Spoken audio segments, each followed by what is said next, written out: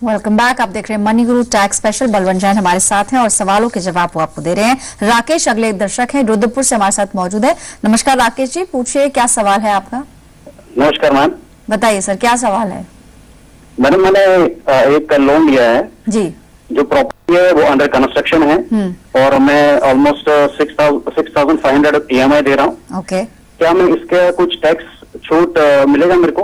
Possession कब मिलना है सर आपको, कब तक खत्म हो जाएगा ये 2017 में मिलेगा मैम। ओके, और ठीक है ऑलराइट।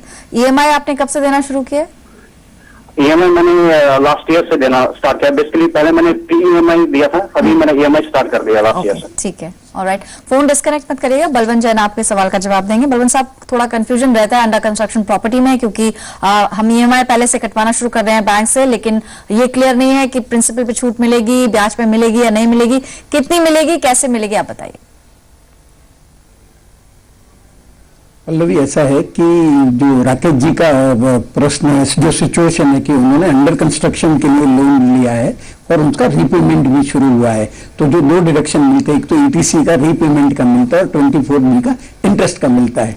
तो जब तक आपकी प्रॉपर्टी कंप्लीट नहीं होती, आपको उसका पोजेशन नहीं मिलता, तब तक आपको ये दोनों डिडक्शन नहीं मिलते हैं। और ये जिस साल में आपके हाथ में प्रॉपर्टी आती है उस साल से आप डिडक्शन क्लेम कर सकते हैं। जहां तक ETC का जो प्रीपेमेंट रीपेमेंट का है, वो तो आपका पुराने वाले जो आपने पेमेंट किया वो आपका लैप्स हो गया।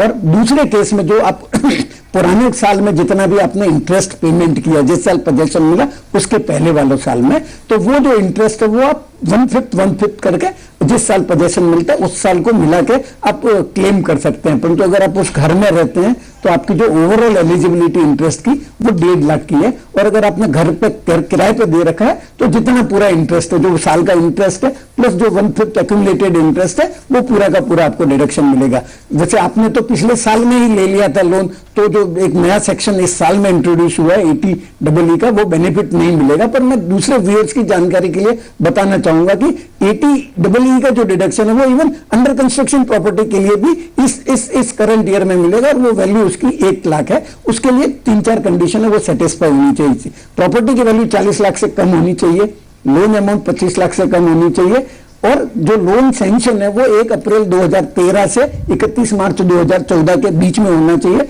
और जिस दिन लोन सैंक्शन हुआ है उस दिन आपके नाम से और दूसरी कोई रेसिडेंशियल प्रॉपर्टी नहीं होनी चाहिए। अगर आप चारों कंडीशन सेटिस्फाई करते हैं तो आपको अंडर कंस्ट्रक्शन पीरियड में भी ये 1 लाख की जो इंटरेस्ट की है वो यहाँ पर हो सकता है आपका थोड़ा सा कंफ्यूजन दूर होगा। बलवंत साहब ने जैसे बताया, आप पोजेशन जब तक नहीं मिल रहा है तो आप प्रिंसिपल पे तो वैसे भी कोई छूट नहीं मिलेगी, और जो अंडर कंस्ट्रक्शन के दौरान आपको जो भी आपने ब्याज क्लेम किया वो आप 5 किश्तों में 5 साल तक उसको क्लेम कर पाएंगे, बराबर किश्तों में। फिलहाल आज इतने ही सवालों को शामिल कर रहे हैं मनी गुरु में, लेकिन आगे भी हम आपके लिए और भी इंफॉर्मेटिव सेशंस लाते रहेंगे। बलवंत साहब, आपका बहुत बहुत शुक्रिया जी बिजनेस को अपना कीमती समय देने के लिए।